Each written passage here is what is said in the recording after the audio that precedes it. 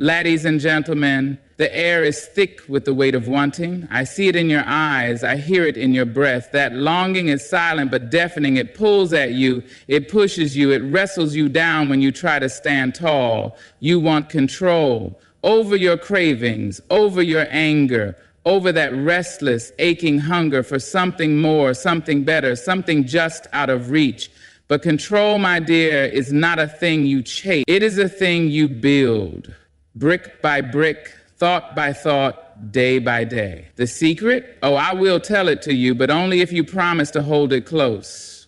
The secret to self-control is not in force, not in clenched fists or gritted teeth. No, it is in knowing who you are, knowing why you rise in the morning and what fire burns inside of you. Because when you know that, truly know that, there is nothing in this world that can shake you loose from your own power. You see, the mind is a garden, and what you feed it, it grows. You feed it doubt, and it will choke on weeds. You feed it discipline, purpose, grace, and oh, how it will bloom. Self-control is not about denying yourself joy. It is about choosing joy that lasts longer than a moment, choosing strength over weakness, choosing wisdom over impulse. It is about standing at the crossroads of desire and discipline, looking temptation in the face and saying, not today. The road to mastery is not carved by wishes or half-hearted attempts. No, it is built brick by brick with something far stronger than mere desire. It is built with discipline. Discipline is the bridge between where you are and where you long to be. It is the quiet force that moves mountains, the steady hand that holds you upright when the winds of temptation blow hard against you. Too often, we mistake self-control for deprivation. We think it means saying no to everything we love, turning away from pleasure, locking ourselves into rigid routines that drain the joy from life. But, my dear, that is not discipline, that is punishment. And self-control is not about suffering, it is about strength. It is about standing in the middle of your cravings, your impulses, your deepest temptations, and knowing that you have the power to choose what serves you and what does not. A moment of pleasure can feel like freedom, but if it chains you to regret, is it truly worth it? Impulse is quick, fleeting, a fire that flares up and burns out before you can catch your breath. But discipline, oh, discipline is the steady flame that keeps you warm through the coldest of nights. It does not demand that you deny yourself joy. It asks only that you choose joy that lasts longer than a moment. You see, self-control is not about force. It is about focus. It is about knowing what you want, not just in the moment, but in the grander scheme of your life. It is about standing at the edge of temptation and asking yourself, is this who I am? Is this who I want to be? And if the answer is no, then you turn away, not because you are punishing yourself, but because you respect yourself too much to settle for less than what you deserve. And yes, the world will test you. It will place before you all the things you swore you would resist. It will whisper in your ear, just this once won't hurt. And maybe it won't. Maybe one slip won't undo all your progress. But remember this, each time you give in, you make it easier to give in again. Each time you say no, you build a habit of strength, a foundation of resilience, a pattern of success that will carry you through the hardest of trials. Do not be fooled into thinking that discipline is something you are simply born with, like the color of your eyes or the sound of your voice. No, discipline is built. It is trained. It is a muscle. And every time you use it, it grows. Every time you wake up early when you'd rather sleep in, every time you choose patience over frustration, every time you walk away from a momentary pleasure that does not serve your greater purpose, you are strengthening that muscle. You are becoming the master of yourself, not the slave to your impulses. And if you stumble, if you fall, do not stay down. Do not throw away all your progress because of one misstep. Get up, my dear, and walk again. Because self-control is not about being perfect. It is about being persistent. It is about choosing again and again, as many times as it takes, to be stronger than the moment that tempts you. Your desires do not own you. Your impulses do not define you. You are not a leaf tossed about by the winds of craving. You are the tree, steady, rooted, unshaken. And in that strength, in that discipline lies your freedom. The mind is a battlefield, and every day, every moment, a quiet war is waged between impulse and wisdom. You feel it, don't you? That pull, that whisper urging you toward the thing that brings quick pleasure, a fleeting rush, an easy escape. It feels harmless, it feels right, and in that moment, it is so easy to believe that acting on impulse is freedom. But tell me, what kind of freedom leads you straight into the arms of regret? Impulse is a trickster. It tells you to take without thinking, to speak without measuring, to act without pausing. And before you even have the chance to catch your breath, it leaves you staring at the mess it made, whispering, "Why did I do that?" That is the nature of impulse. It moves fast, it hits hard, and then it vanishes, leaving behind the weight of choices you cannot undo. Regret, on the other hand, does not vanish so easily. It lingers. It sits with you in the quiet hours, in the spaces where your thoughts have no distractions. It creeps into your mind when you least expect it, reminding you of the moments when a second of patience could have saved you from days, months, even years of wishing you had chosen differently. But you are not powerless. You are not at the mercy of every urge, every fleeting desire that demands your attention. You have the ability, the right, the responsibility to pause, to think, to ask yourself one simple question before you act. Is this choice worth the weight of regret?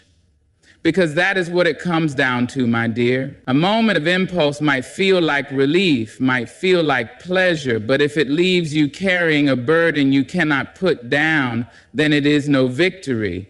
It is a loss. And yet we are taught to chase impulse, to embrace it, to let our desires dictate our decisions. Follow your heart, they say, as if the heart does not sometimes lead us straight into the fire. Do what feels right, they say, as if what feels right in the moment will not burn us in the end. But you, my dear, you must be wiser than that. You must know that real power is not in following every urge that calls your name. Real power is in choosing which calls to answer. So when the craving comes, when the temptation rises, when the urge to act without thinking presses heavy on your chest, take a breath, a deep one. Give yourself the gift of time, even if it is only a few seconds.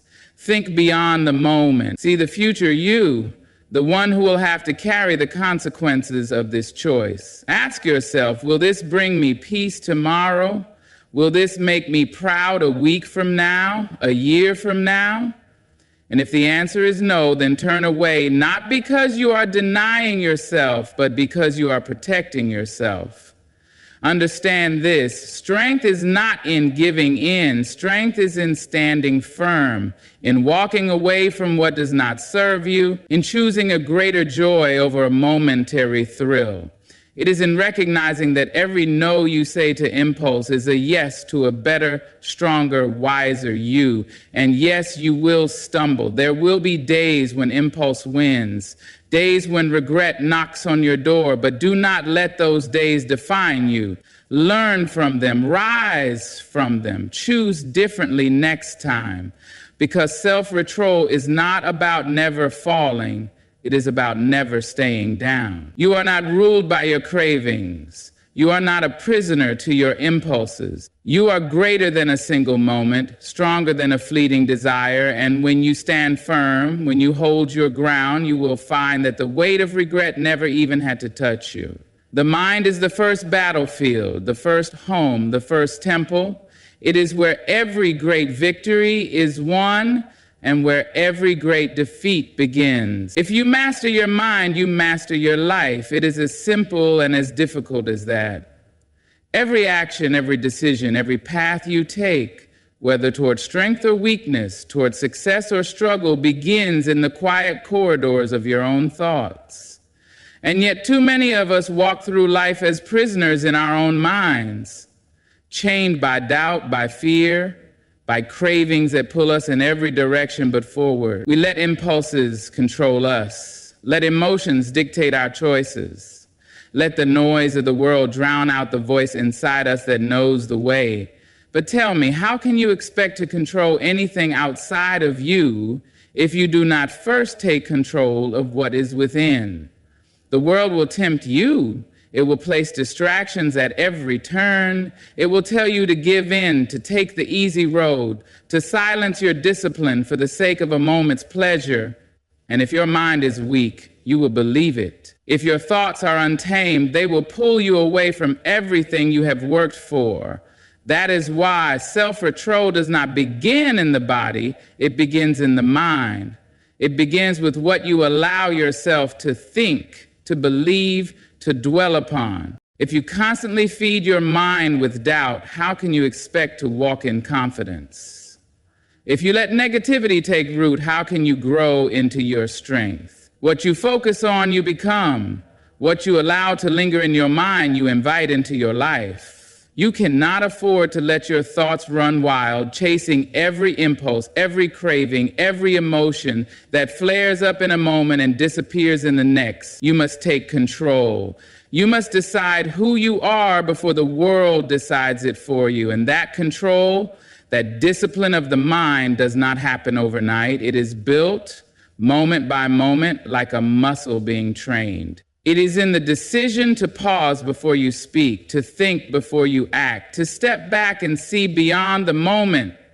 It is in learning to recognize when your mind is leading you down a path that does not serve you and having the strength to redirect it. Because that is the true test of power. Not being controlled by the wind of your emotions, but knowing how to stand firm in the storm. Self-control is not about denying yourself happiness. It is about choosing a happiness that lasts longer than a single moment. It is about understanding that the greatest freedom comes from discipline, that the strongest person is not the one who gives in to every desire, but the one who knows when to walk away. It is about knowing that mastery of the mind is the foundation of mastery in all things. So guard your thoughts. Train them, shape them into something that serves you instead of something that controls you.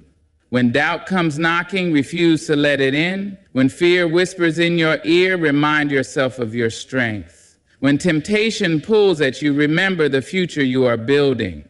Because you, my dear, are not just a body, not just a sum of impulses and cravings. You are a mind, a force, a being of infinite power when you learn to wield it. Do not let the world control you. Do not let your emotions dictate your destiny. Take the reins of your own thoughts and watch how your life begins to change. Because once you master your mind, you will find that nothing, no temptation, no impulse, no fleeting desire can ever truly master you.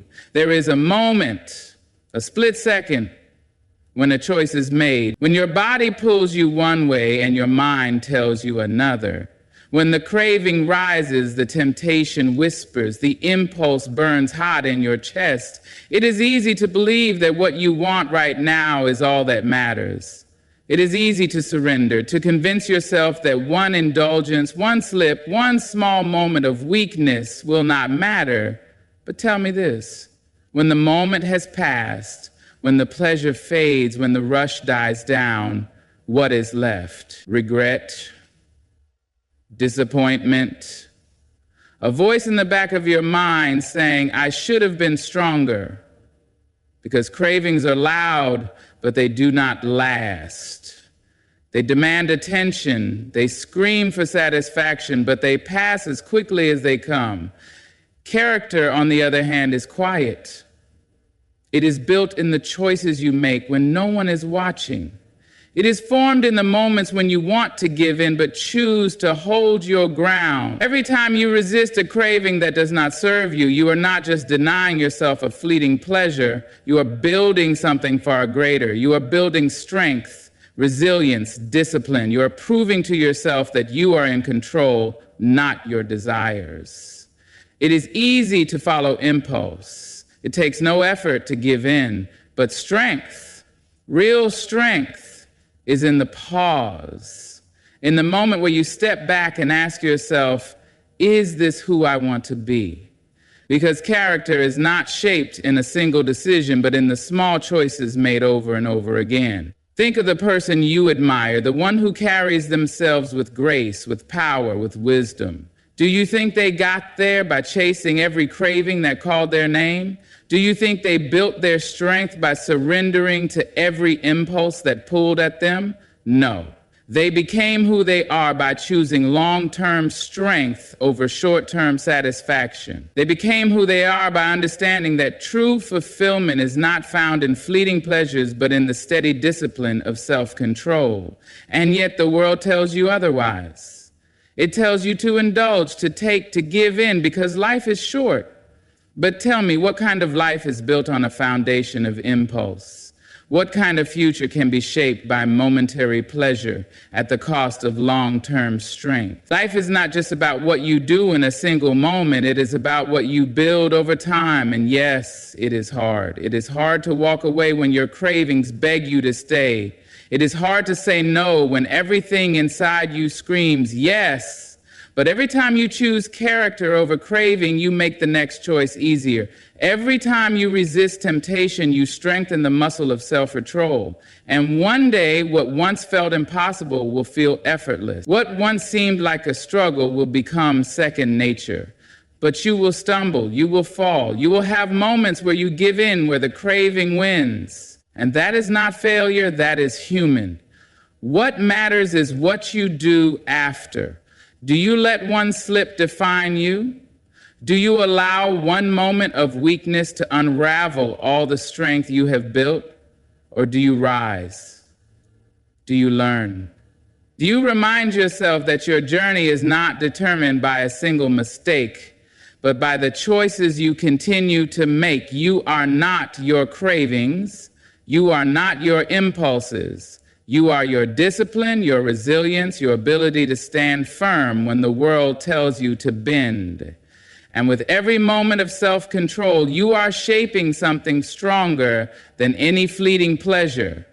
You are shaping the kind of person you can be proud of. Strength is not given, it is built. It is not something you are born with, something that falls into your lap, something that appears when you need it most. No, strength, real, unwavering, undeniable strength is forged in the fire of repetition, in the daily choices, in the moments when no one is watching. And willpower, my dear, is no different. It is a muscle. And like any muscle, the more you use it, the stronger it becomes. But here's the truth many refuse to accept. Strength is not built in comfort. It is not built in the easy days and the moments when everything is going your way. No, it is built in resistance. It is built in struggle. It is built in the moments when you are faced with temptation, when your cravings whisper, when your impulses pull, and yet you choose discipline instead. You choose purpose over pleasure. You choose growth over gratification. Think of a muscle, how it grows. You do not wake up one morning and suddenly have strength you did not work for. No, you lift the weight. You feel the resistance. You push, you strain, you work through the discomfort, and only then does the muscle grow. Willpower works the same way. Every time you resist temptation, you are lifting that weight.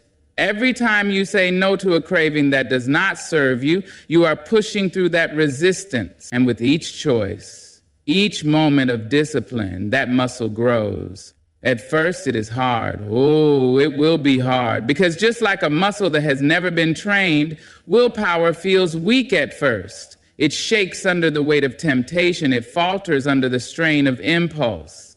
But do not mistake weakness for permanence. Weakness is only the starting point. Strength comes with effort. It comes with practice. It comes with choosing again and again to do what is hard instead of what is easy, to do what is right instead of what is convenient. And just like training any muscle, consistency is the key.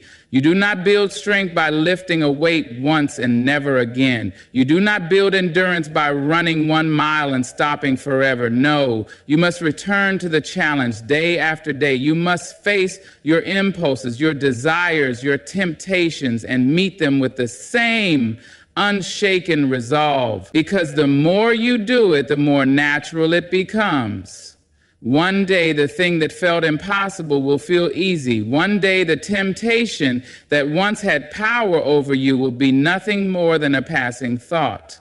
And that is how you know your willpower has grown. That is how you know the muscle has strengthened. But understand this, just like any muscle, willpower can weaken if you do not use it. If you give in too often, if you stop training your discipline, if you allow impulse to take control, that strength you work so hard to build will begin to fade, because weakness is not something that simply exists. It is something that creeps in when strength is left unattended.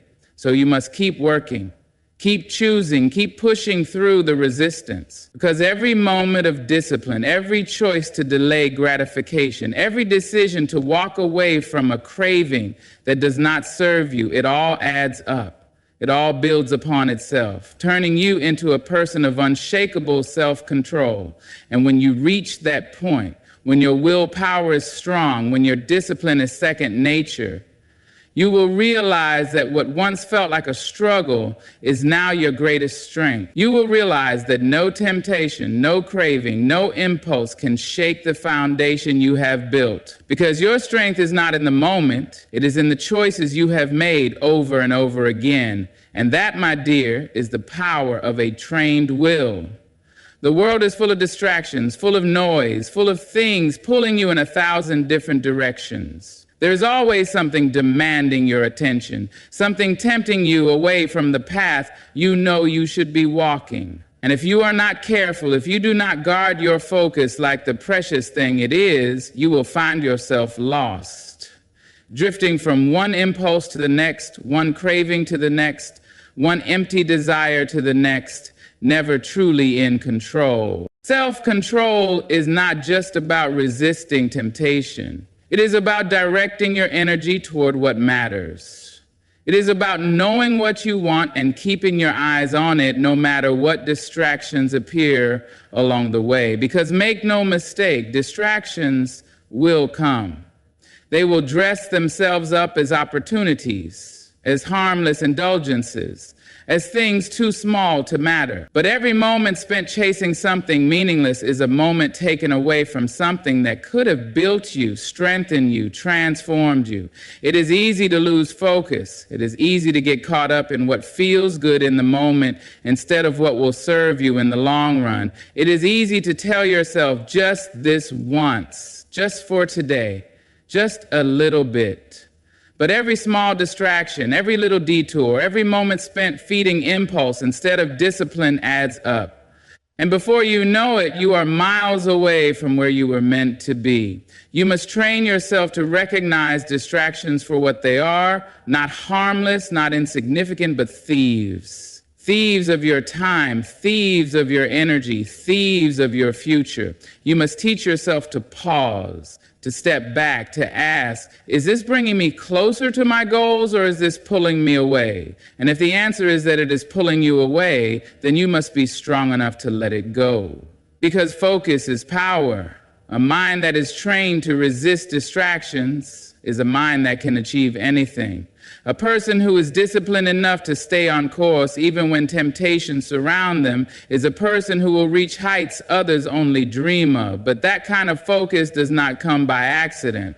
It must be built, it must be protected, it must be something you choose over and over again, and yes, it will be difficult. The world does not make focus easy. It does not reward patience, discipline, or restraint. It rewards speed, convenience, instant gratification. But you must decide, do you want to be like the rest of the world, moving from one impulse to the next, never truly mastering yourself? Or do you want to be something greater? Do you want to be someone who controls their destiny instead of letting their cravings control them? If you choose the latter, then you must be intentional. You must create habits that strengthen your focus. You must set boundaries that keep distractions at bay. You must learn to say no to the things that do not serve you, to the impulses that promise pleasure but deliver regret, to the fleeting desires that take you further from your purpose. And above all, you must trust yourself. Trust that what you are working toward is worth more than whatever is tempting you in the moment. Trust that discipline is not deprivation but liberation. Trust that staying focused, even when it is hard, will always lead you somewhere better than distraction ever could. Because in the end, the ability to resist distractions is not just about self-control, it is about self-respect. It's about valuing your time, your energy, your future enough to protect it from anything that tries to steal it away. And when you master that, when you guard your focus like the treasure it is, nothing, no temptation, no craving, no fleeting impulse will ever have power over you again. There will always be moments of doubt, moments where the weight of self-control feels too heavy to bear. The temptation to give in, to let go, to indulge in the comfort of weakness will always be there, whispering that one slip does not matter, and perhaps in a single moment it does not.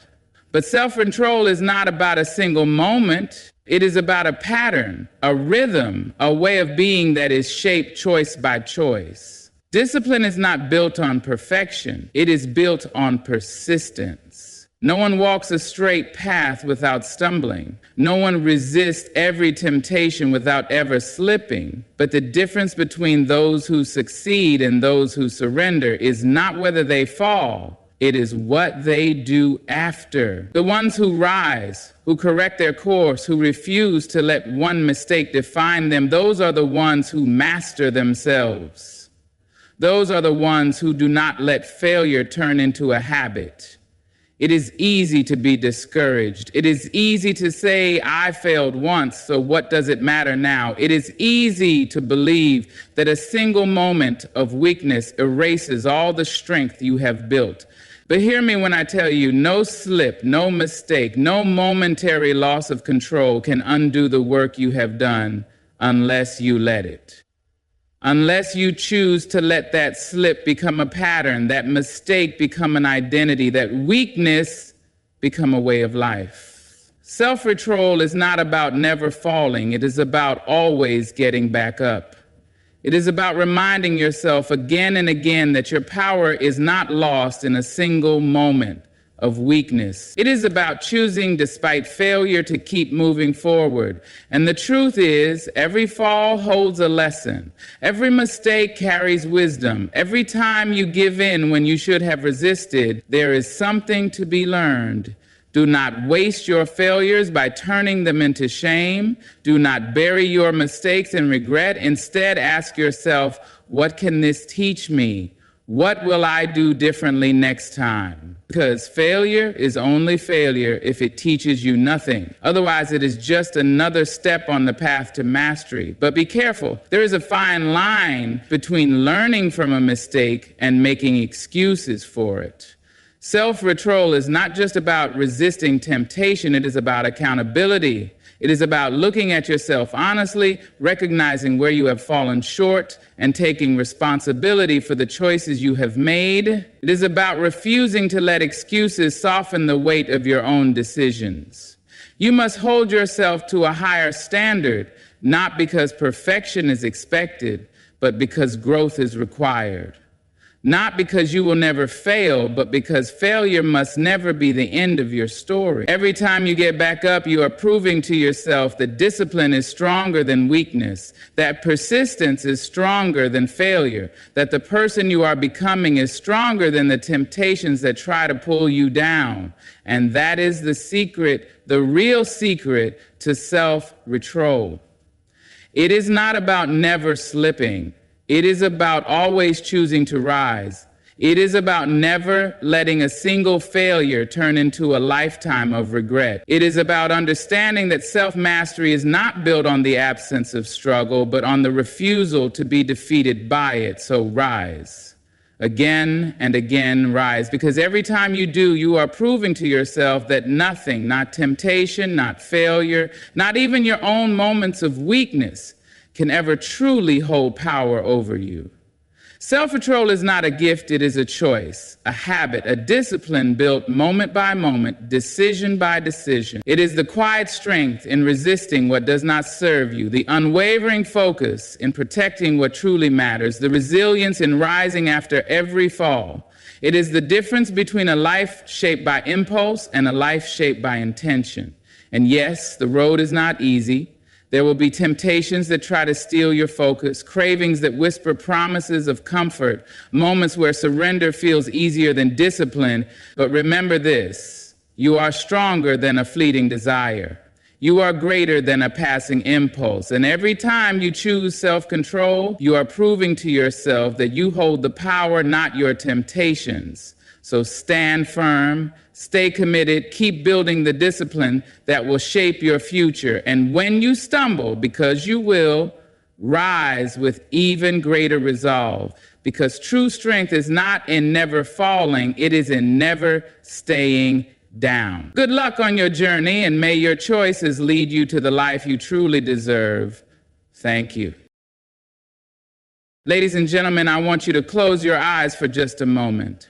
Feel the weight you carry, that old heavy thing that clings to your shoulders, pressing down on your spirit. It has a name, trauma.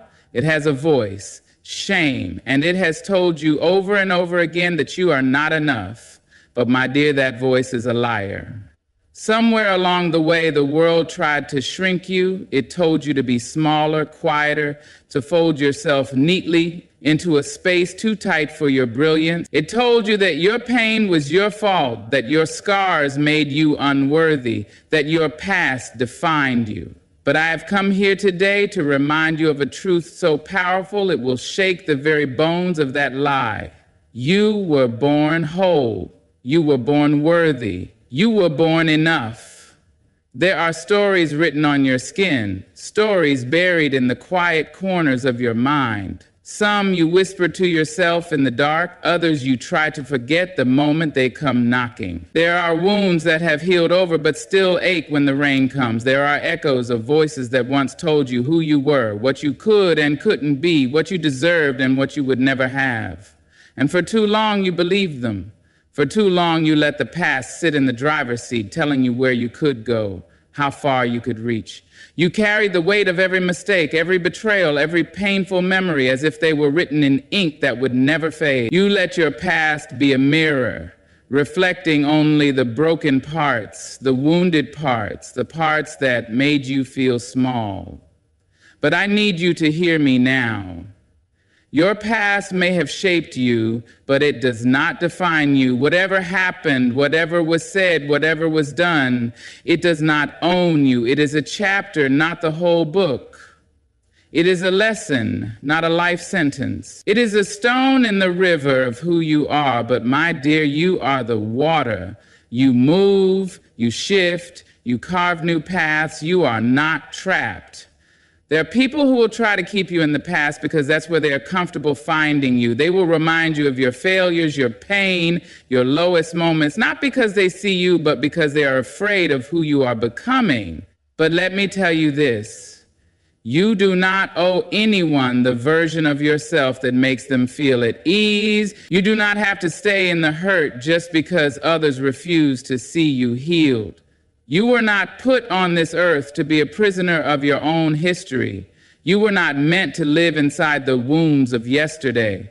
Yes, the past has left its fingerprints on you, but you are not just a collection of the things that tried to break you. You are also the strength that rose from them, the wisdom that grew in their place, the fire that refused to go out. Think of the storm. Think of the wind that howls, the thunder that shakes the earth.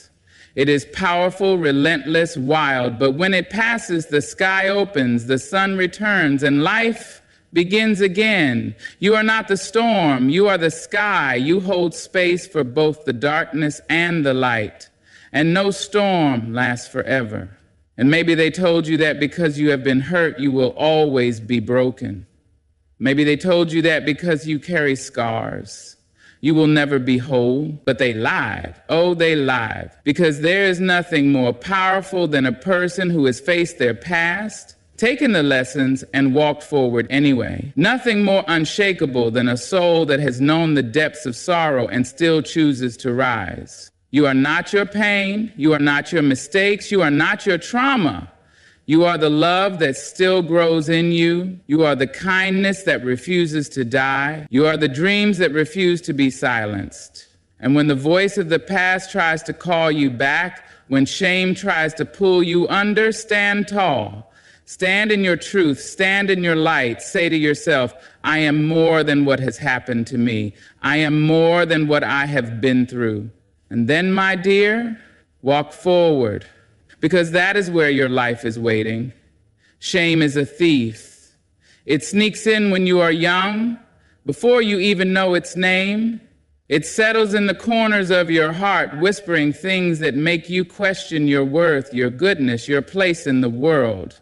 It does not need truth to survive. It only needs silence. It grows in the dark, in the quiet places where you do not let the light touch. It wraps itself around your memories, turns mistakes into chains, turns wounds into proof that you are less than you ought to be. And for too long, you have carried it. It sat beside you when you looked in the mirror and saw only what you lacked. It walked with you in rooms where you felt you did not belong. It spoke for you when you had no words, making sure you shrank yourself down, made yourself small, made yourself easy to overlook. It told you that your past disqualified you from joy. It told you that because someone else made you feel unworthy, it must be true. It told you that if people really saw you, really knew you, they would turn away. But shame is a shadow, and shadows cannot exist in the presence of light. What happens when you stand in your own truth? When you step into the fullness of who you are? When you lift your head and let the world see you, scars and all? The shadow disappears, the darkness fades, and shame, that old familiar weight, has nowhere left to hide. You see, shame does not survive in honesty. When you name it, when you say, this is what I have carried, this is what I have believed about myself, it begins to lose its grip. When you stop running from your story and start owning it, shame no longer has a say in your future. Because shame only has power when you believe the lie that you are alone in it. But you are not alone. There is nothing you have felt, nothing you have struggled with, nothing you have walked through that someone else has not also known. And if they have walked through it, if they have come out on the other side, so can you. It is time to stop apologizing for who you are. You do not have to explain your journey to anyone. You do not have to prove your worth to people who were never meant to understand you. You do not have to carry guilt for surviving, for choosing yourself, for refusing to stay in a place where love was absent. You do not have to answer to the voices that tell you to keep your head down, to stay in the shadows, to let shame dictate your steps. Lift your chin, square your shoulders, let the world see the truth of you, not just the polished, put-together version, but the real you. The you that has cried in the quiet of the night. The you that has doubted, has stumbled, has fallen, and still found the strength to rise. The you that has been told you are too much or not enough, but knows deep down that you are exactly as you were meant to be. Because shame only lives when you believe the world's lies about you. But you are not a mistake. You are not a burden. You are not unworthy of love, of kindness, of joy. You are whole just as you are. You are enough just as you are. And when you finally understand that, when you step into your own light and let it shine, shame will have no choice but to fall away. There are wounds that time does not simply erase. They do not fade like ink on old paper. They live in the body, in the breath, in the spaces between heartbeats.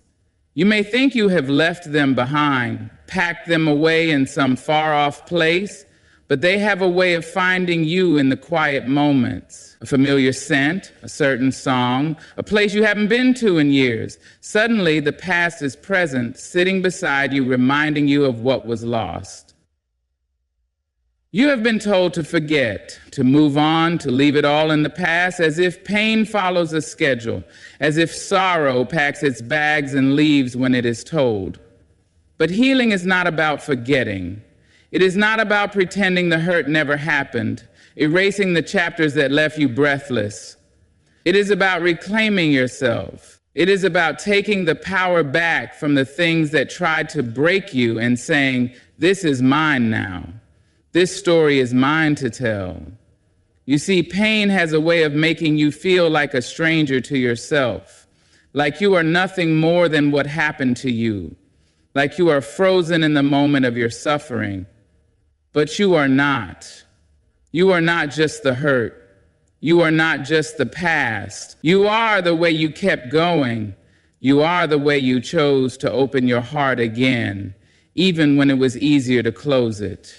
You are the way you found softness after the storm, the way you learned to trust your own voice when the world tried to silence it. Healing is not a straight road. Some days you will feel like you have moved beyond the pain, only to wake up the next morning and find it sitting at the edge of your bed. Some days you will feel light as air, free from the weight of what was, and other days you will struggle to take a single step forward. But listen to me, none of this means you are failing. None of this means you are broken beyond repair. It means you are human. It means you are growing. You do not have to rush your healing. You do not have to meet some invisible deadline as if joy is waiting at the finish line, ready to hand you a prize for getting there first. Healing happens in the quiet moments, in the decision to get out of bed, in the first deep breath after a long cry, in the laughter that comes unexpectedly, in the choice to love yourself even when the old voices try to tell you that you are not worthy. And yes, there will be people who will not understand your journey. They will ask why you still think about it, why it still lingers, why you have not simply closed the door and moved forward. But they do not know the weight of what you carry. They do not know the battles you have fought just to stand where you are. Let them go. Your healing is not for their approval. Your healing is for you. There is no shame in taking your time. No shame in needing to pause, to breathe, to hold yourself with tenderness.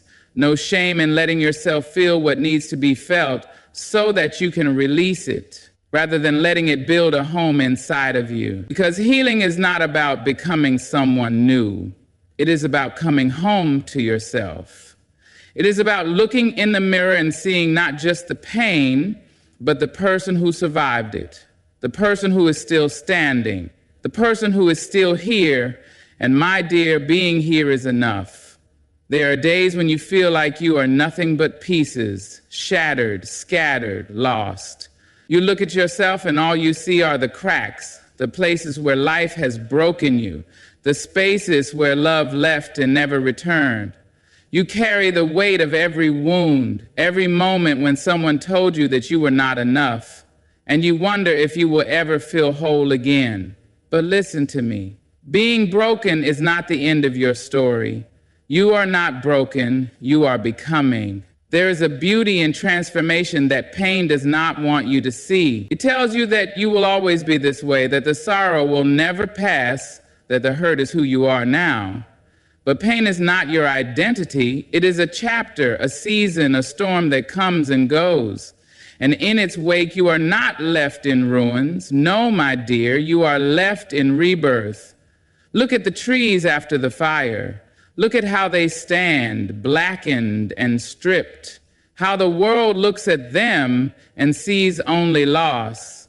But deep within, beneath the ash, something stirs. Roots that have not given up, seeds that are waiting for the right time to push through the earth. And when the time comes, when the rain falls and the sun returns, they do not stay in their ruin. They bloom again. You are no different. You have been through storms that tried to take everything from you, and yet here you are, still breathing, still hoping, still reaching for something beyond the pain. That is proof enough that you are not broken. That is proof enough that you are still becoming. Do not believe the lie that says you must be perfect to be whole. Do not listen to the voices that tell you that because you have known hurt, you will never know joy. Healing is not about erasing the past. It is about honoring the journey. It is about knowing that even in the moments when you feel undone, you are still moving forward. There will be days when the old pain rises, days when you feel like you have taken a step backward. Do not mistake those moments for failure. Growth is not a straight path. It curves, it dips, it takes you places you never expected. But every step, even the ones that feel small, even the ones that feel like you are standing still, is part of your becoming. And yes, there will be people who cannot see it. People who only look at you and see the wounds, the past, the mistakes. They will tell you that you are not who you used to be, and they will mean it as an insult. But what they do not understand is that this is the highest praise. You are not who you used to be because you have grown, you have learned, you have fought to become something more, something deeper, something stronger. So let them talk. Let them say what they will. Their words do not shape you.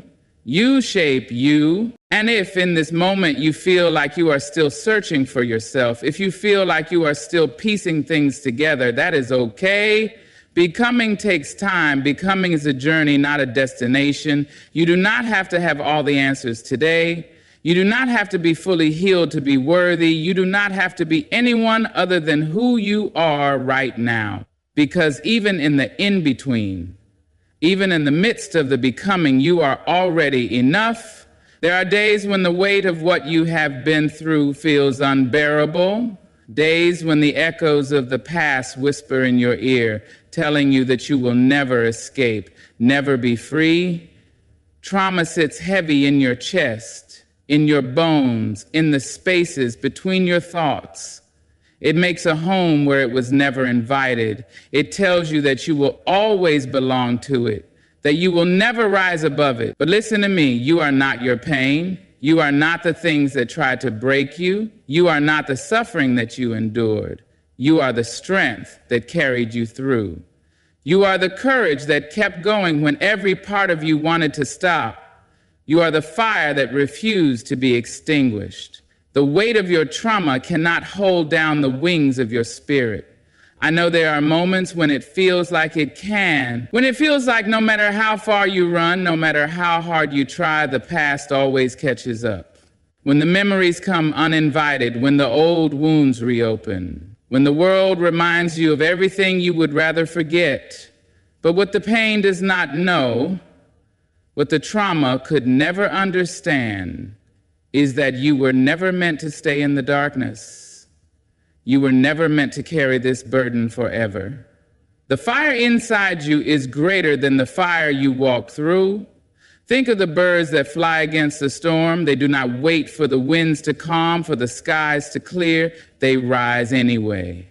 They push through the chaos, through the fear, through the force that tells them to turn back. And on the other side, beyond the thunder and the rain, they find the open sky. They find the light. They find their freedom. That is you. You were not meant to live your life trapped by what has happened to you. You were not meant to sit in the ruins of your past, believing that this is all there is. You were meant to rise. To take every scar, every wound, every tear you have shed and use them as proof, not of your pain, but of your survival. There will be people who will not understand your healing. They will tell you that you should be over it by now, that you should stop talking about it, that you should just move on. But they have not walked in your shoes. They do not know the nights you have endured, the battles you have fought just to wake up in the morning and try again. Let them speak. Their words do not define your journey. Healing does not mean forgetting. It does not mean pretending the past never happened. It means refusing to let it control you. It means taking back the power that was taken from you. It means standing tall, lifting your chin and saying, yes, I have been through the fire, but I am still here and I will not let it burn me down. Because no matter what has happened, no matter what you have lost, no matter how many times you have fallen, your spirit is still yours. Your light is still shining, and no weight in this world can hold you down when you decide that you were born to rise. Before the world told you who you had to be, before the weight of expectations settled on your shoulders, Before the pain, before the shame, before the doubts, you were whole. You were born into this world with nothing to prove, no need to earn your place, no need to justify your existence. You were enough simply because you were here, simply because you breathed. But somewhere along the way, someone made you question that. Maybe it was a voice that told you that you were too much or not enough. Maybe it was hands that should have protected you, but instead made you feel small. Maybe it was a moment of rejection that carved itself so deeply into your heart that you began to believe love had to be earned, that you had to become something else, someone else, just to be worthy. And so you started carrying it all. The doubt, the fear, the need to be more, to do more, to prove yourself to a world that seemed determined to convince you otherwise. You measured your worth by the approval of others, by the roles you played, by how much space you took up, by how little you asked for in return. You made yourself smaller, softer, more convenient. You told yourself that if you just worked harder, if you just became what they wanted, maybe then you would finally be enough. But let me tell you something the world does not say enough. You do not have to earn what was already yours from the beginning. You were born whole, worthy, and enough. No permission needed. There is no number of achievements, no amount of love from another person, no validation that will ever make you more complete than you already are. Because worth is not something you find, it is something you remember, something you reclaim. Look at yourself. Look at the way you have survived, the way you have held yourself together even when everything inside of you wanted to fall apart. Look at the way you have shown kindness to others when you had none left for yourself. Look at the way you have continued even on the days when you were convinced you could not. That is proof of your worth, not because of what you have done, but because of who you are. There will always be those who try to make you forget, those who tell you that you must change, that you must be different, that you must work harder to be loved, to be seen, to be accepted. But you do not have to live by their rules. You do not have to shrink yourself to fit inside their narrow vision of who you should be. You are not here to be palatable. You are not here to be convenient. You are not here to live a life based on someone else's comfort. You are here to take up space, to breathe fully, to live deeply, to love loudly. You are here to be exactly who you were meant to be, unapologetically, completely, wholly. And if there are parts of you that you are still learning to love, that is okay. If there are days when the old doubts creep in, when you feel the need to prove yourself again, that is okay too. Healing is not a single moment, it is a lifelong return to yourself. But let this be the truth that you carry with you. You do not need permission to be enough. You do not need permission to exist fully. You do not need permission to love yourself just as you are, right here, right now. Because you always have been. You always will be. Enough. There will come a moment when you stand at the edge of everything you have ever known, looking out at the life you have yet to claim.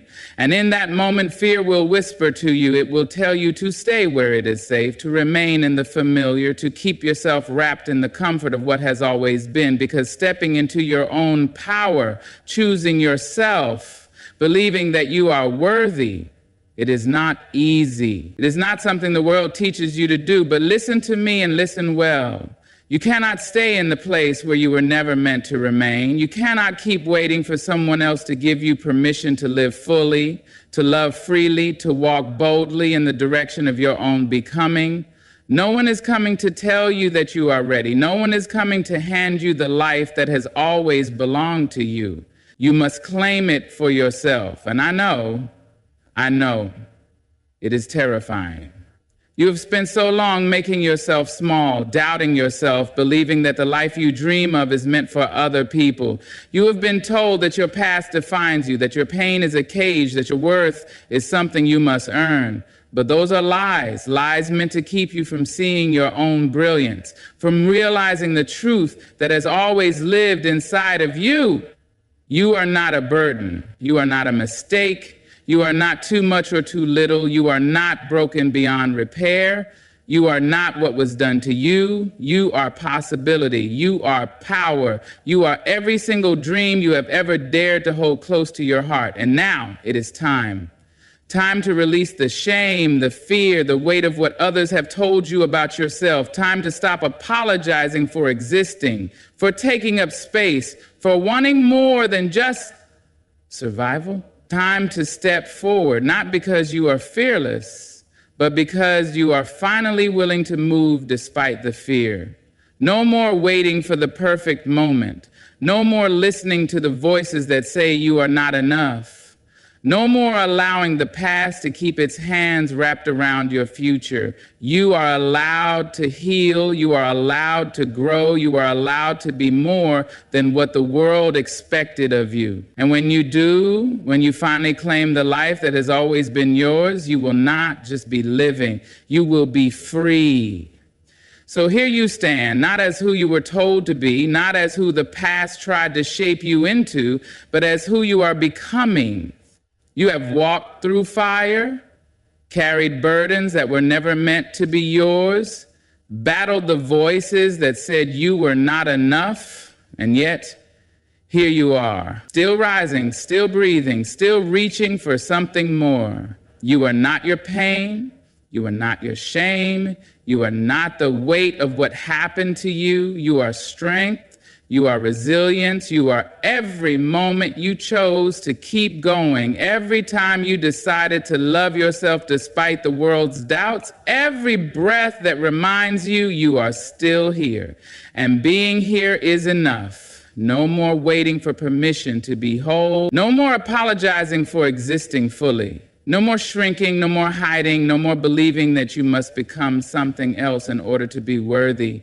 You were always enough. You always will be. So step forward with courage, with grace, with the knowledge that no past, no pain, no doubt can keep you from the life that is waiting for you. Step forward into your healing, into your power, into the love that has always been yours to claim. Good luck on your journey. May you walk in your truth. May you rise in your strength. And may you always remember, you are enough. Thank you. Ladies and gentlemen, my dear ones, hear me now. Ain't it something how we rush, how we fret and fight, twisting time into knots, wringing our hands, pacing the floor, whispering, when, Lord? When? But time is not ours to command. No, time belongs to the Almighty.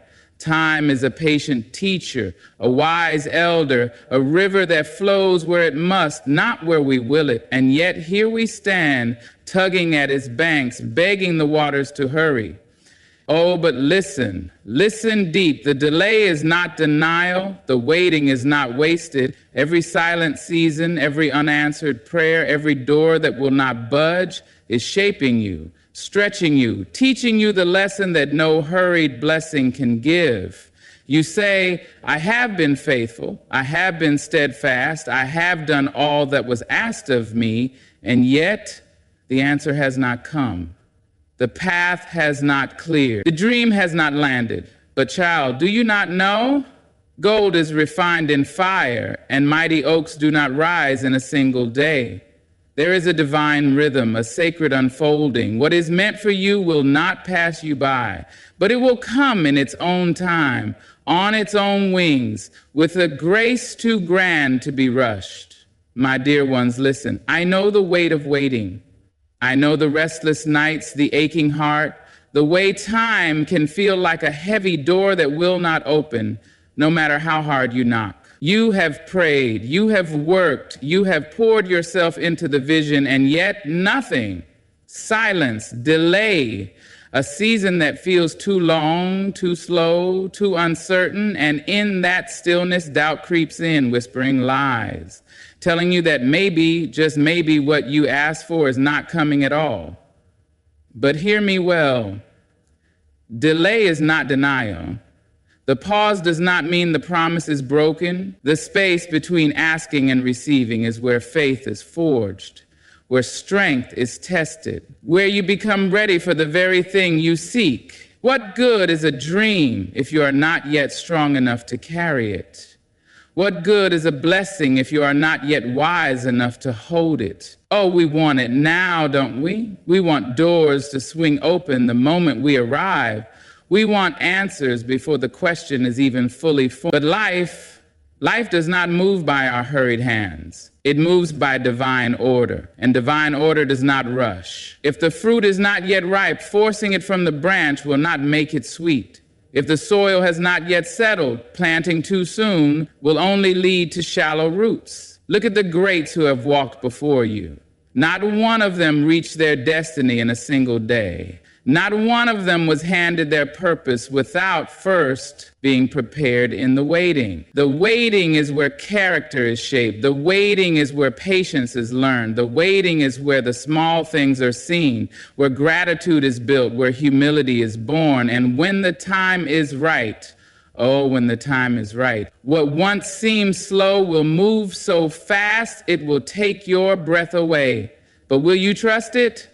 Will you trust that what is meant for you is being prepared even when you cannot see it? Will you trust that just because the door is not open now does not mean it will never open? Because, child, let me tell you, when God says yes, no force on earth can say no. When the season is right, no delay can stop what has already been set in motion. So do not grow weary in the waiting. Do not let impatience steal your joy. Keep planting, keep praying, keep believing, because every pause has a purpose, and what is meant for you will come, not a moment too soon, not a second too late, but right on time. Listen closely now. There is a truth you must carry deep in your spirit, a truth that will anchor you when the winds of doubt try to shake you. What is meant for you will never miss you, not by chance, not by mistake, not by the hands of another. No power in this world can take away what the Almighty has already written in your name. Oh, but I know how it feels. You see doors closing, opportunities slipping through your fingers, people walking away, and you wonder, was that mine? Did I just lose what was meant for me? Did I take the wrong path? Did I miss my moment? But hear me now and hear me well. What is truly yours is held in hands far greater than yours. It is secured by a force that does not falter, does not forget, does not fail. Too often we let fear convince us that time is running out, that if we don't grab hold of something, anything, right now, we will be left behind. We force things that are not meant for us. We chase people who were never meant to stay. We settle for less because we are afraid that something better will never come. But what if I told you that rushing won't bring it any faster? That desperation won't change what is already set in motion? That holding on to what is not meant for you will only keep your hands full when the real blessing arrives? Nothing that belongs to you will ever pass you by. Not love, not opportunity, not purpose. If it is yours, truly yours, it will find you. And if it has left, if it has slipped from your grip, then trust that it was never yours to keep. You cannot lose what was never written in your story. You cannot miss what was divinely appointed for you. The heart breaks when something or someone we wanted does not stay.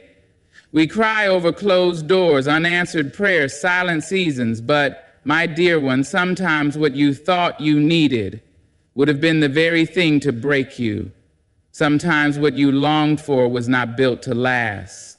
Sometimes the rejection was the protection, the loss was the lesson, and the redirection was the real blessing. Look back for a moment. How many times have you prayed for something only to later realize that not getting it was the greatest mercy? How many times have you mourned something only to later find something greater waiting just ahead? If you could see what the Almighty sees, you would not waste a single tear over what has left you. So walk forward with confidence, hold your head high. You do not have to beg for what is meant for you. And you do not have to chase what is already on its way. You do not have to force a timeline that is not yours to control. When the time is right, what is yours will come with a force that no man, no doubt, no delay can stop. So breathe, rest, believe, and know that what is meant for you is still coming, still moving, still finding its way, right on time. Listen to me now and listen well. Faith is not about knowing when. It is about believing that. Believing that even when the road is unclear, the destination is certain. Believing that even when time feels like an enemy, it is actually working in your favor. Believing that even in silence, even in waiting, even in unanswered prayers, something divine is unfolding beyond what your eyes can see. Oh, but how we long to know. We want dates, deadlines, guarantees. We want signs carved in stone, proof before we take a single step. We say, Lord, I will trust you, but first show me when. Show me how long. Show me what's next. But faith does not come with blueprints. It does not come with calendars. Faith says, even if I do not know when, I know who. And that is enough. See, if you had all the answers, there would be no need for faith. If you could map out the timing of every blessing, you would not have to trust. But trust is what stretches you. Trust is what grows you. Trust is what turns fear into courage and doubt into peace. Look at the farmer who plants his seeds. He does not dig them up every morning, demanding to see sprouts. He does not shake the soil, rushing the roots, questioning whether growth is happening beneath the surface. No, he waters, he waits, he knows, and that is faith. He does not need to see it to believe it is coming. So why do you worry when your season has not yet arrived? Why do you question the timing of your promise, as if the one who holds time itself has forgotten you? Do you think the stars hesitate before they shine? Do you think the sun wonders if it will rise? No. Because they trust the order of the universe, the rhythm set by a creator who never makes mistakes, and neither should you.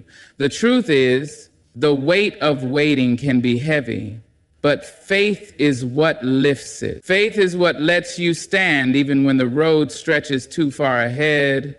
Faith is what whispers, keep going, even when you cannot yet see where it leads. Faith is knowing that what is meant for you is coming, not a second too soon, not a moment too late, but precisely, perfectly, powerfully on time. So walk on, even in uncertainty, move forward, even in silence. Trust not because you know when, but because you know that he is working, that the promise is real, that what is yours will come right when it should. Oh, how we love to plan, how we map out our lives, setting deadlines, making lists, deciding when and how things should unfold. We convince ourselves that if we work hard enough, if we push just right, if we move fast enough, everything will happen exactly when we want it to.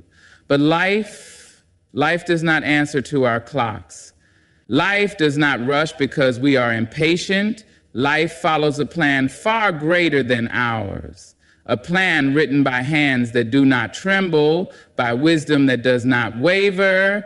God's plan is bigger than your impatience, bigger than your worries, bigger than the timelines you have set for yourself. You may think you are ready, you may believe the time is now, but the one who sees all things knows otherwise. And if he is asking you to wait, if he has not yet opened the door, it is not because he has forgotten you, it is because he is preparing you. It is because the blessing you are waiting for is too great to be given too soon. But oh, how we fight it, how we question and plead. We say, why not now? Haven't I waited long enough? We grow restless, anxious, desperate, and in our hurry, we try to force what is not yet ready. But tell me, what happens when fruit is plucked before its time? It is bitter, it is hard, it does not satisfy. And that is what happens when we rush what is meant to come in its own season. And in the waiting, there is work to be done. growth to be had, lessons to be learned. You see, the waiting is not punishment. It is preparation. It is refinement. It is shaping you into the person who will not just receive the blessing, but who will be able to carry it with wisdom and grace. Do not mistake the delay for a denial. Do not mistake the silence for abandonment. Something is happening, even if you cannot see it yet. So breathe. Let go of the rush. Release the need to control what is not yours to control. Trust that what is meant for you is on its way, moving through time, finding its way to you exactly when it should. Not a moment too soon, not a second too late. Right on time. Oh, how often we chase after things simply because they are within reach. We convince ourselves that if something is available now, it must be right. If a door is open, we must walk through it. If an opportunity presents itself, we must take it. We tell ourselves that waiting is wasting, that patience is foolish, that what is in front of us is better than what is uncertain. But hear me now, timing matters. The right thing at the wrong time is still the wrong thing. A seed planted in dry soil will not grow, no matter how strong the seed may be. A caterpillar forced out of its cocoon too soon will never fly, no matter how much it was meant to be a butterfly. A blessing given before its season can feel more like a burden than a gift. Because without the right timing, even the most beautiful things can wither in our hands. But oh, how we fight it. We rush, we push, we force. We try to take what is meant to be ours before we are truly ready for it. We think if I don't take it now, it might never come again. We settle for relationships that are not built to last. We accept jobs that do not align with our purpose. We say yes to things simply because we fear that waiting might leave us with nothing at all. But tell me this, do you believe that the God who created time itself would run out of blessings? Do you believe that he would offer you something too soon and then never offer it again? No, my dear one, what is truly meant for you will be yours when the time is right, not when you beg for it, not when you try to take it with your own hands, but when you are ready to receive it fully. And that is the truth we must learn.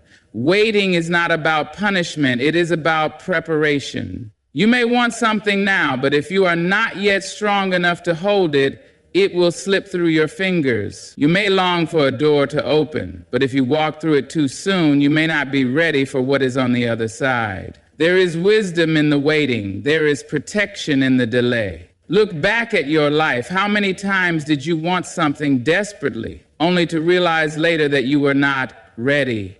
How many times did you cry over a missed opportunity, only to be grateful later that it passed you by? If you could see what the Almighty sees, you would not rush a single moment. So breathe. Stop running toward things simply because they are there. Stop accepting less than you deserve just because you are afraid to wait. The right thing at the wrong time will not bring you joy, but the right thing at the right time will change everything. It will come with peace. It will come with ease. It will come with the certainty that you are exactly where you are meant to be. So trust, be patient, let go of the rush. What is meant for you will not come a second too early, nor a moment too late. It will come when it is time, and when it does, you will know. Oh, how we despise the waiting, how we pace the floors, check the clock, whisper prayers laced with urgency. We want movement, we want answers. We want the promise in our hands, not just in our hearts. But waiting is where strength is built. Waiting is where faith is stretched. Waiting is where we become who we need to be before we step into what is meant for us. You see, the waiting is not empty. It is not wasted. It is not a punishment. It is a season of growth, a season where the unseen work is being done, where roots are stretching deeper, even if the branches have not yet begun to rise. Look at the mighty tree. It does not rush to the sky without first anchoring itself into the earth. If it did, the first storm would tear it down. But we Oh, we grow restless. We think if we are not moving forward, we are falling behind. We think if we are not constantly achieving, we are failing. But tell me, what is a flower doing before it blooms? Is it failing? Is it falling behind? No, it is gathering strength. It is preparing. It is getting ready for the moment when it will finally unfold into its fullness. And so must you. It is easy to trust when things are happening, when doors are opening, when prayers are being answered. But real trust, deep trust, the kind that cannot be shaken, that is built in the quiet seasons. That is built in the moments when nothing seems to be happening, when the answers feel far away, when you wonder if you have been forgotten. But you have not been forgotten. You are being formed. Look at the strongest warriors. They are not made in battle, they are made in training. They are not given their armor and sent into war without first being prepared. And so it is with you. The waiting is your training ground. The waiting is where you are learning endurance, where you are learning patience, where you are learning to trust even when you cannot see what is coming next. And trust me, you will need that strength. Because when the blessing comes, when the promise arrives, when the door finally opens, you must be ready to walk through it. You must be strong enough to carry what is meant for you. You must be wise enough to handle what is being given. So do not despise the waiting. Do not fight it. Do not see it as a burden. See it as a gift. Because in this season, you are being refined. You are being prepared. You are being strengthened in ways you cannot yet understand. And when the time is right, when the work is finished, when you are ready, when you are ready, the waiting will end and you will step into everything that was meant for you. And it will have been worth every moment. Oh, how the mind worries, how the heart aches, how the soul wrestles with time. We look around and see others moving forward while we feel stuck. We see doors swinging open for them while ours remain closed. We wonder if we have been forgotten, if the promise has been lost, if somehow we have missed our moment. But let me tell you something that will set your spirit at ease. When it is time, no force on earth can stop what God has set in motion. You do not have to chase what is already yours. You do not have to force what has already been written. What is meant for you has been moving toward you since the beginning of time, aligning itself with every step you take, every lesson you learn, every challenge you overcome. And when the appointed time comes, it will not trickle in timidly. It will arrive with the strength of a rushing river, unstoppable, undeniable, unshakable. Oh, but I know how it feels in the waiting. It feels like nothing is happening. It feels like time is slipping through your fingers, like you are standing still while the world moves ahead. But listen to me. Just because you do not see movement does not mean things are not shifting. Just because you do not hear the sound of progress does not mean progress is not being made. The seed does not make noise when it grows beneath the earth, but one day, without warning, it breaks through the soil, stretching toward the sky. And so will you. God is never late. He is never behind schedule. His timing is not measured by human clocks. What seems like a delay to you is divine preparation. What seems like silence is actually alignment. He is orchestrating things you cannot see, moving people into place, preparing opportunities that are not yet ready, making sure that when the blessing arrives, it fits perfectly into the space he has created for you. But oh, how we panic when things do not happen when we expect them to. We start thinking we must take matters into our own hands, that we must manipulate the timing, that we must push open doors that have not yet been unlocked. But what good is stepping into something before it is time? What good is forcing what is not yet ready? No one rushes the sunrise, yet it always comes.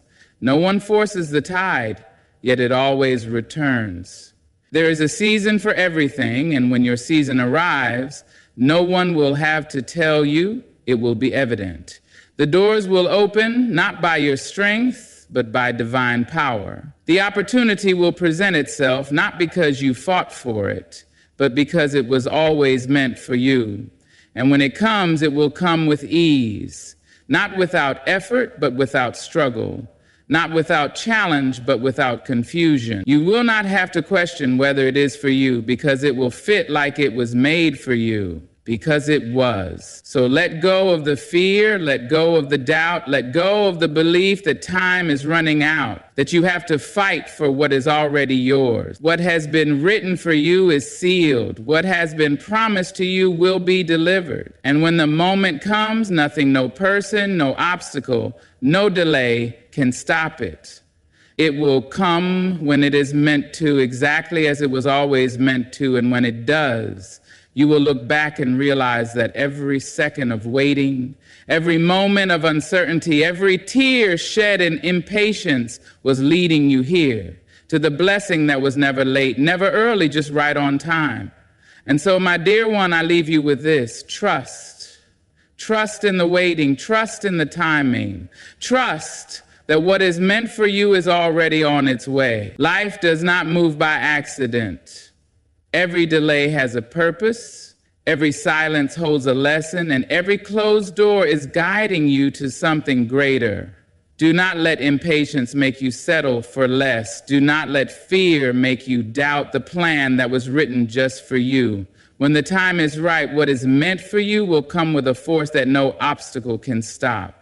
It will find you in perfect alignment, in divine orchestration, in the moment where you are ready to receive it fully. And when that moment arrives, you will look back and understand why it had to happen this way, why the waiting was necessary, why the journey prepared you for the destination. So walk with faith, move with confidence, let go of worry, and hold on to trust. What is meant for you will never be lost. What has been promised to you will never be taken away. It will come right on time.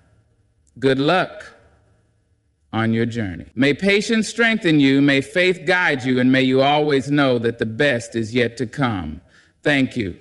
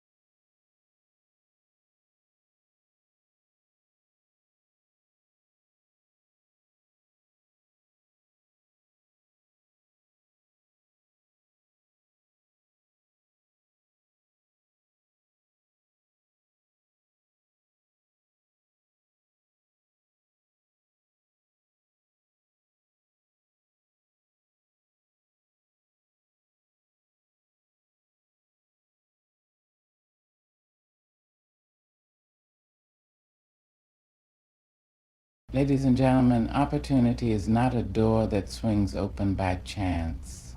It is not a stroke of luck, nor a fleeting wind that decides on its own to lift you to greatness. No, opportunity is a muscle, a rhythm, a song your mind must learn to play long before the stage is set. You see, the mind is a garden. If you plant doubt, you will reap hesitation. If you plant fear, you will harvest regret. But if you plant belief, deep and unwavering, you will grow a mind that sees doors where others see walls. You will walk paths no one dares to tread, because you have trained your mind to recognize the call of opportunity. Too often we say we are waiting, waiting for a sign, waiting for the right time. But the truth is, opportunity does not wait.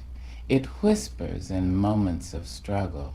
It hides in the lessons of failure. It reveals itself when you choose courage over comfort, when you prepare yourself not for the world as it is, but for the world as it could be. You must feed your mind with knowledge, sharpen your skills, speak with confidence, learn the power of silence, the grace of patience, the art of resilience. Train your brain not to see obstacles as endings, but as instructions, blueprints for a way forward. Let me tell you this. You do not have to come from wealth to be rich in vision. You do not have to wear a title to carry wisdom. You do not have to wait for permission to be great.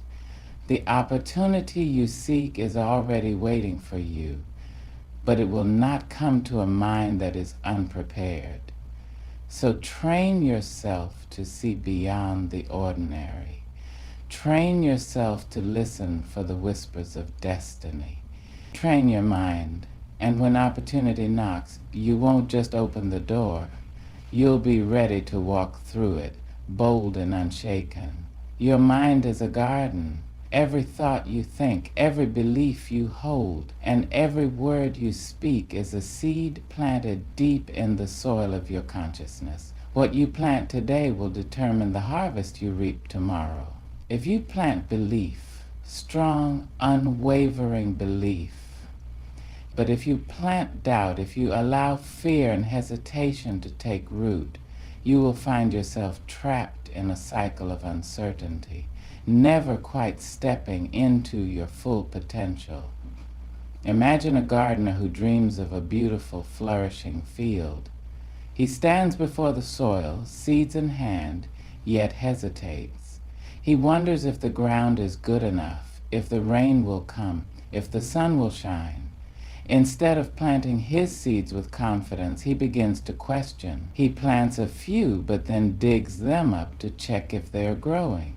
He waters some, but lets others dry out in neglect. With so much doubt in his mind, his garden never flourishes. Now imagine another gardener. She walks to her soil with purpose. She knows that growth takes time, but she does not doubt the process. She plants her seeds with faith, waters them with consistency, and nurtures them with care. Even when she cannot yet see the sprouts breaking through the soil, she trusts that they are growing, and in time her garden flourishes. Not because she was lucky, but because she believed in the process and committed to it fully. Your mind works the same way. If you constantly plant seeds of doubt, telling yourself, I'm not good enough, I don't have what it takes, what if I fail? Then your potential will wither before it even has a chance to grow. Doubt is like weeds in the garden of the mind. It spreads, it chokes out new ideas, and it strangles creativity before it can bloom. The more you feed doubt, the more it multiplies, and soon it will take over everything. But when you plant belief, when you tell yourself, I am capable, I am prepared, I am ready, your mind begins to work in your favor. You start looking for solutions instead of obstacles. You start seeing opportunities instead of limitations. You begin to walk with confidence, knowing that even if challenges arise, you have the strength to overcome them. Belief is not just wishful thinking. It is a force, a power that fuels action. When you truly believe in yourself, you do not wait for permission. You do not hesitate in fear. You move forward with courage. You speak with certainty. You speak with you take bold steps. You trust that even if you stumble, you will rise again. But belief requires care. You must protect it from negativity, from those who try to sow doubt in your mind. You must water it daily with positive reinforcement, with knowledge, with practice. You must surround yourself with people who uplift you, who remind you of your strength, who see the greatness within you, even when you momentarily forget it yourself. A well-tended garden does not grow overnight, and neither does a strong mind. It takes patience, persistence, and faith in the process. But if you plant belief today, if you commit to replacing doubt with confidence, hesitation with action, and fear with determination, then in time you will look around and see that you have cultivated a life filled with opportunity, success, and fulfillment. So choose your seeds wisely. Plant belief, nurture it, protect it, and watch as your mind, your future, and your life blossom beyond your wildest dreams. Opportunity is not luck. It is not a rare gift reserved for a chosen few. It is not something that happens only to those born into privilege, nor is it a fleeting moment that appears only when the universe decides to be kind. Opportunity is a mindset, a way of thinking, a habit of seeing the world not as it is, but as it could be. Too often people believe that success is a matter of luck, that some people just happen to be in the right place at the right time. They assume that the stars must align, that fate must intervene, or that they must wait patiently for their turn. But waiting is not a strategy, and luck is not a plan. If you look closely at the most successful people, you will find that what appears to be luck is actually the result of preparation, persistence, and the ability to recognize and seize opportunity when it comes. Think about this. Two people can stand in the same room, hear the same conversation, see the same situation, yet one will walk away with a life-changing opportunity while the other sees nothing at all. Why? Because opportunity does not come labeled with a flashing sign. It does not announce itself loudly or wait patiently for you to notice it. It often disguises itself as hard work, as a challenge, as a small, seemingly insignificant moment that only those who are prepared will recognize. This is why opportunity is not about luck, it is about mindset. When you train your mind to be open, to be alert, to be ready, you begin to see possibilities where others see dead ends. You start looking for ways to grow instead of reasons to quit. You stop blaming circumstances and start shaping them to your advantage. A mindset for opportunity means believing that you are capable even before the proof exists. It means staying curious, always learning, always improving. It means seeing failure not as an end, but as a stepping stone, a lesson, a necessary part of the process. It means understanding that no one is coming to hand you success. You must be willing to build it yourself. There is a famous saying, luck is what happens when preparation meets opportunity. But here's the secret. Opportunity is always around you. It is in the conversations you have, the skills you develop, the risks you take. The real question is, are you prepared for it? If you want more opportunities in life, start by shifting your mindset. Stop waiting for permission, stop making excuses, stop assuming that success is for other people. Start preparing yourself, start building your skills, start positioning yourself in places where opportunities can find you. Because when you have the right mindset, you don't wait for doors to open, you build your own doors. You don't wish for success, you work for it, step by step, until what once seemed impossible becomes your reality.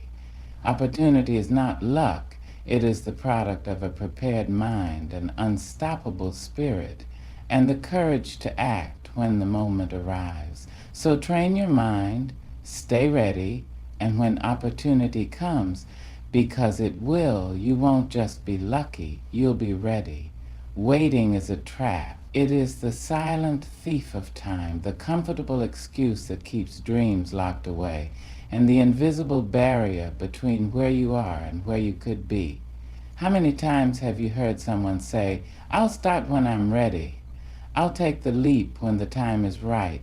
I'll go after my dreams when I have more money, more experience, more confidence.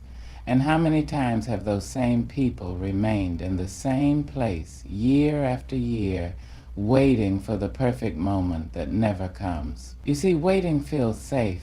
It gives the illusion of being careful, of being smart, of avoiding mistakes. But in reality, waiting is often just fear in disguise. Fear of failure, fear of judgment, fear of stepping into the unknown.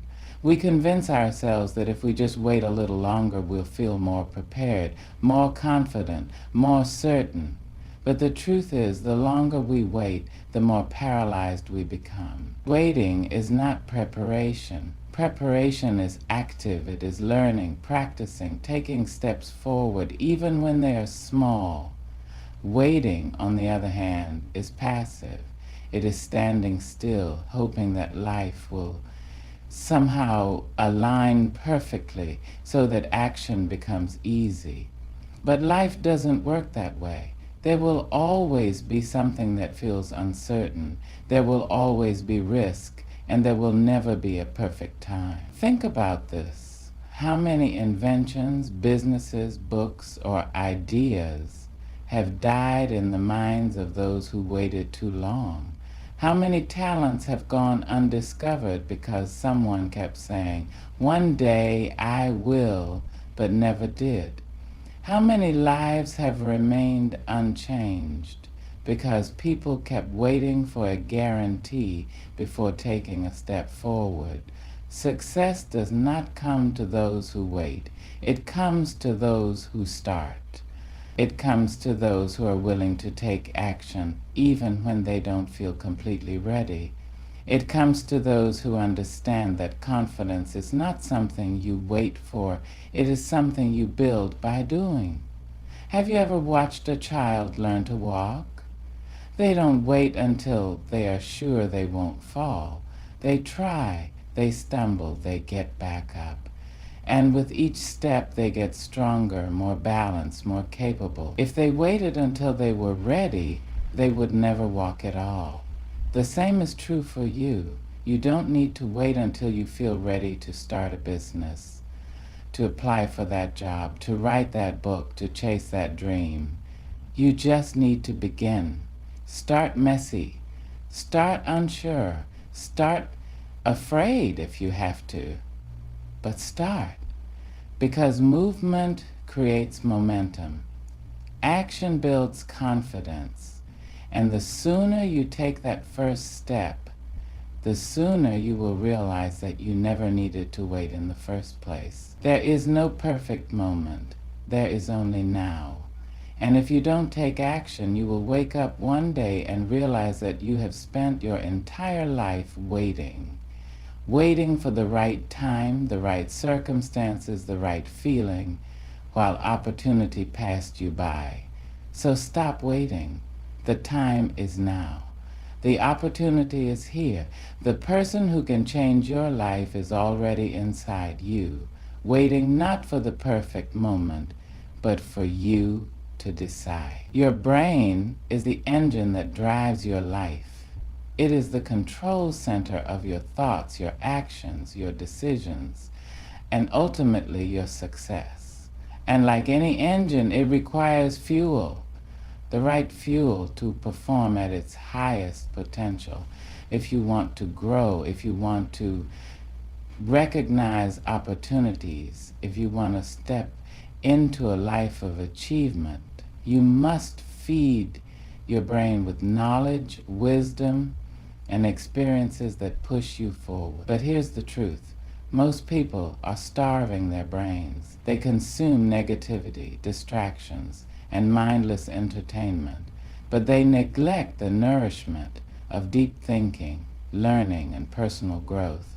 They fill their days with gossip, social media, and fear-based news, but they rarely take the time to read, to study, to challenge their own thinking.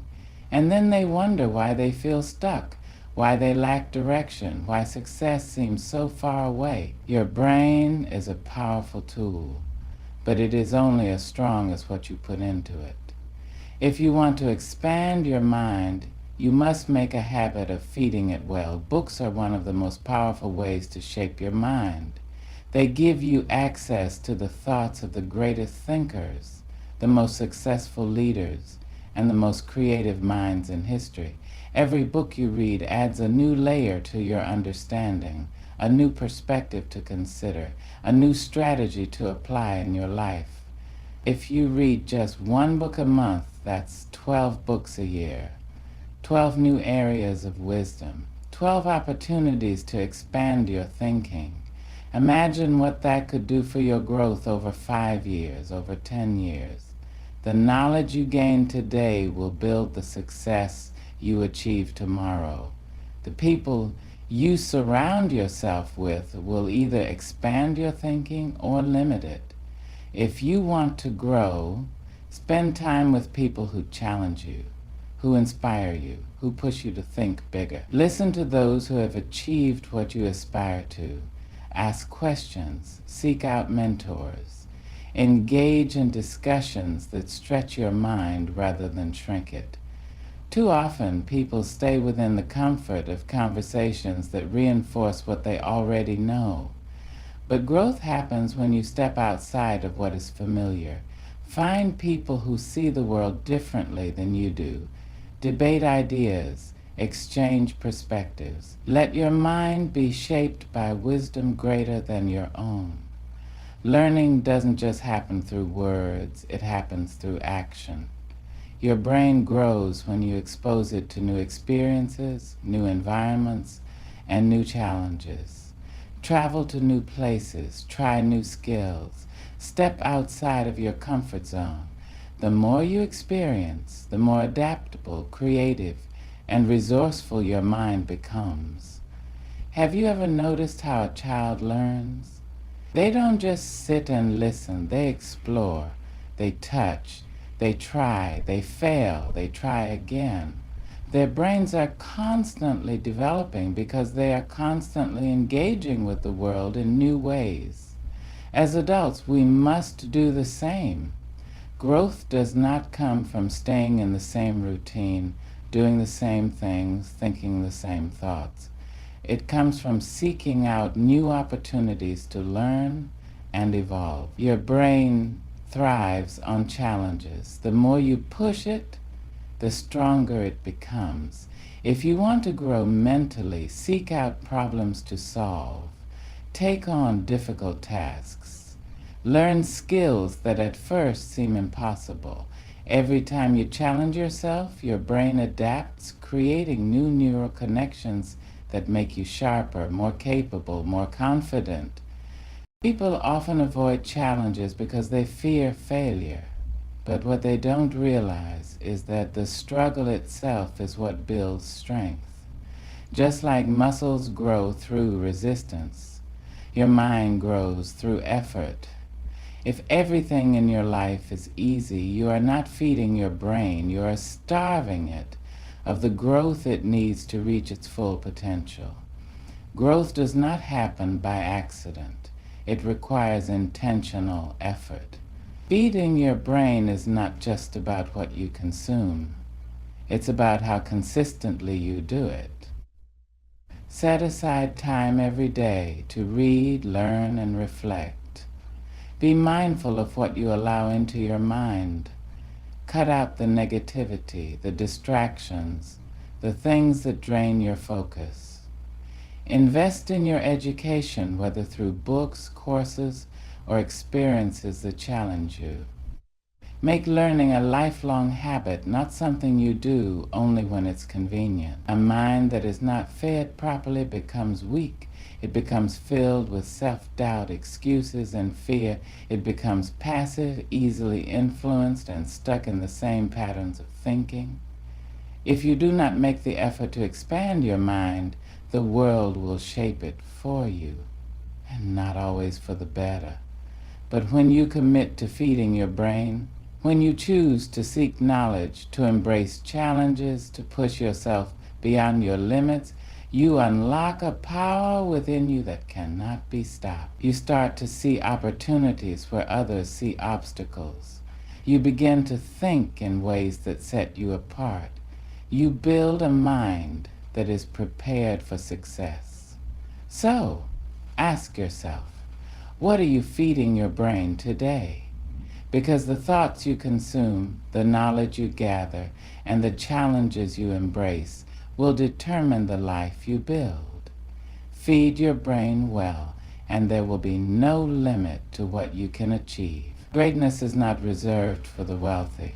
It is not confined to those who wear titles, sit in high positions, or have power handed to them by birthright. Greatness is something far deeper, far richer, and far more accessible than society often makes it seem. It does not come from a bank account, a degree, or a title before your name. It comes from within, from the choices you make, the way you live, the impact you leave on others. Far too often, people believe that they need more money, more recognition, or more status before they can begin to make a difference. They think that greatness is something that comes after success, after they have achieved a certain level of wealth, after they have reached a certain position, after they have gained a certain level of influence. But the truth is, greatness begins where you are, with what you have right now. History is filled with people who changed the world despite having no wealth, no titles, and no special advantages. Think of the leaders, the visionaries, the revolutionaries who were born into poverty, who were underestimated, who had nothing but a dream and the determination to make it real. They did not wait for permission. They did not wait for wealth. They stepped forward with courage, using what little they had, and in doing so, they changed the course of history. Greatness is not about privilege. It is about purpose. It is about seeing a need and stepping up to fill it. It is about recognizing your own potential, even when no one else does. It is about refusing to accept mediocrity, no matter where you come from or what limitations you may face. Money can buy influence, but it cannot buy character. It can buy attention, but it cannot buy respect. The most powerful and lasting impact comes not from wealth, but from the way you treat others, the way you serve, and the way you lift those around you. Think of the teachers who change lives with nothing but their words and wisdom. Think of the mentors who guide others without ever seeking recognition. Think of the volunteers, the activists, the creators who make the world better with nothing but passion and persistence. These people may never hold high titles, but they embody greatness because they live with purpose. You don't need to be rich to be kind. You don't need to be famous to inspire. You don't need to be powerful to lead. True greatness is not measured by what you own, but by what you give, your time, your energy, your knowledge, your love. There are many people with impressive titles who do little to impact the world, and there are many people with no titles at all who change lives every single day. A title is nothing if it is not backed by integrity, by hard work, by service. If you want to achieve greatness, focus not on what the world calls you, but on what you do.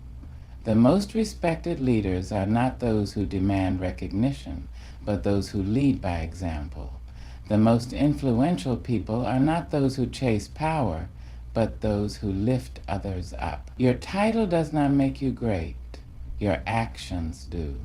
Your wealth does not make you valuable. Your character does.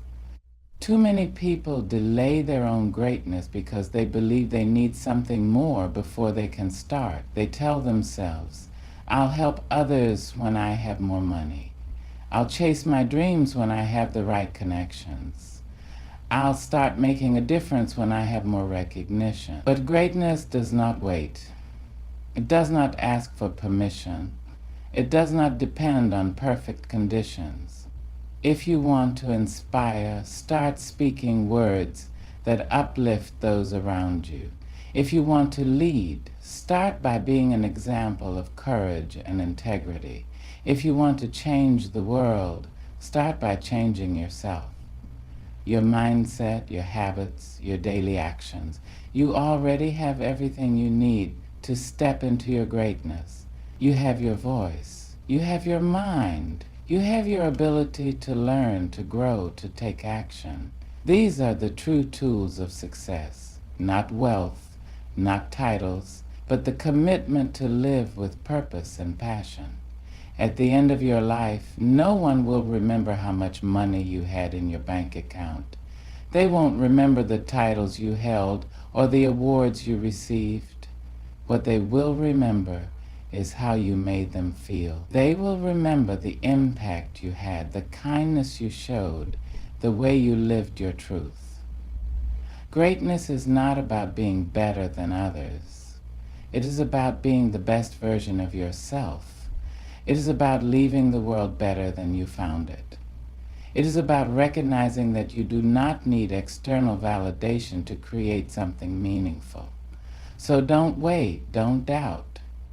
Don't tell yourself you need more before you begin. You don't need wealth or titles to achieve greatness. You just need to step forward right now with what you have and make the most of it. Because the truth is, you are already enough. Boldness is the key to unlocking your potential, breaking through limitations, and stepping into the life you were meant to live. It is the difference between those who dream and those who do, between those who watch from the sidelines and those who step onto the field, between those who wait for permission and those who create their own opportunities. Being bold does not mean being reckless. It does not mean acting without thought or care. It means having the courage to stand firm in who you are, to take action even when fear whispers in your ear, and to trust yourself enough to move forward despite uncertainty. But here's the truth. Most people live their lives playing it safe. They settle for comfort instead of reaching for greatness. They hesitate, overthink, and second-guess themselves until the opportunity is gone. They let fear hold them back, convincing themselves that the right time will come later, but later often turns into never. If you want to achieve anything meaningful in life, you must be bold. Fear will always exist. It is a part of being human. But bold people do not let fear control them. They feel the fear, acknowledge it, and move forward anyway. They understand that waiting for fear to disappear is an illusion, because fear never truly goes away. The only way to overcome it is through action. Think of the great innovators, leaders, and creators of history. Do you think they were fearless? No, they were just bold enough to act despite their fear. They took risks, they spoke up, they pushed boundaries, and in doing so, they changed the world. Fear says, what if I fail? Boldness says, what if I succeed? Fear says, what will people think? Boldness says, what I think matters more. Fear says, what if I'm not ready? Boldness says, I'll figure it out as I go. The choice is always yours. Listen to fear and stay where you are, or embrace boldness and step into your potential. Too many people silence themselves out of fear. Fear of judgment, fear of rejection, fear of standing alone. But boldness means using your voice, even when it shakes. It means standing up for what you believe in, even if others disagree. It means knowing that your opinions, your ideas, your contributions matter, and refusing to let anyone diminish them. Bold people do not wait for permission to be heard. They do not shrink themselves to make others comfortable. They speak their truth with confidence because they know that staying silent only leads to regret. If you have something to say, say it. If you have a dream, pursue it. If you have a vision, share it. The world does not change through quiet hesitation. It changes through bold voices that refuse to be ignored. No one ever achieved greatness by staying in their comfort zone. Every success story is built on risk, on the willingness to step into the unknown, to try something new, to take a chance on yourself. Starting a business is risky. Asking for a promotion is risky. Moving to a new place is risky. Putting yourself out there, trying something new, chasing a dream. It's all risky. But what's even riskier? Regret. Regret is what happens when you let fear keep you stuck. It's what happens when you play it safe your entire life and then look back wondering what could have been, if only you had been bolder. Failure is temporary, but regret lasts forever. So take the risk, make the move, dare to go after what you truly want. Because even if you fail, at least you will know that you tried. And that is worth more than a lifetime of wondering, what if? In a world that constantly tries to make you fit into a mold, being yourself is an act of boldness. Society will tell you how to dress, how to act, how to think. It will pressure you to conform, to blend in, to follow the rules without question. But bold people do not let others define them. They embrace their uniqueness. They refuse to dim their light to make others comfortable. The most successful, influential, and inspiring people are those who own who they are, fully and unapologetically. They do not waste energy trying to fit in. They do not change themselves to meet the expectations of others. They stand firm in their identity, and because of that, they stand out. Be bold in who you are. Own your strengths. Own your quirks. Own your voice, because the world does not need more copies. It needs originals. Here's a secret. No one ever truly feels ready. Not the CEOs, not the artists, not the leaders, not the innovators. Everyone starts with doubt, with uncertainty, with that little voice that says, maybe I'm not good enough. But the difference between those who succeed and those who don't, bold people move forward anyway. They take the leap before they feel ready. They trust that they will figure things out along the way. They understand that waiting until you feel ready is just another form of fear, an excuse to stay where it's safe. If you wait until you feel 100% prepared, you will never start. If you wait until the perfect moment, you will be waiting forever.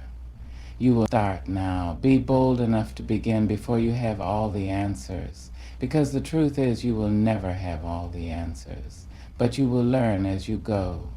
Look around at the people who inspire you, the people who have built something incredible, who have left a mark, who have turned their dreams into reality. What do they all have in common? They didn't wait, they didn't hesitate, they dared to be bold.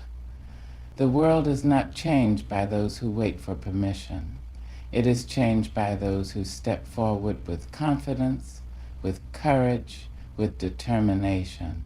It is changed by those who take risks, who challenge the status quo, who refuse to let fear win. So ask yourself, where in your life are you playing small? Where are you letting fear dictate your decisions? Where could you be bolder, louder, stronger? Because the truth is, you already have everything you need. You don't need more time. You don't need more validation. You don't need more permission. You just need to decide right now to be bold. Step forward. Speak up. Take the risk. Live unapologetically. Because the bold are the ones who change the world. At the heart of everything we have spoken about today, feeding your brain, seizing opportunities, refusing to wait, stepping beyond fear, and daring to be bold, is one simple but powerful truth. You are capable of more than you think. Greatness is not given, it is created. It is not reserved for the privileged. It is earned through courage, persistence, and action. It does not require wealth, titles, or permission. It requires a mindset, a decision to step forward, to take risks, and to refuse to let fear dictate your life. The people who leave a mark on this world are not the ones who wait. They are not the ones who ask for permission. They are the ones who dare to step forward, even when it's hard. So, I ask you, what will you do with the power that already exists within you? Will you stay in the comfort of what is familiar? Or will you step into the unknown, into the bold, into the extraordinary? The choice is yours. But know this, the world belongs to those who take it. So go forward, be fearless, be bold.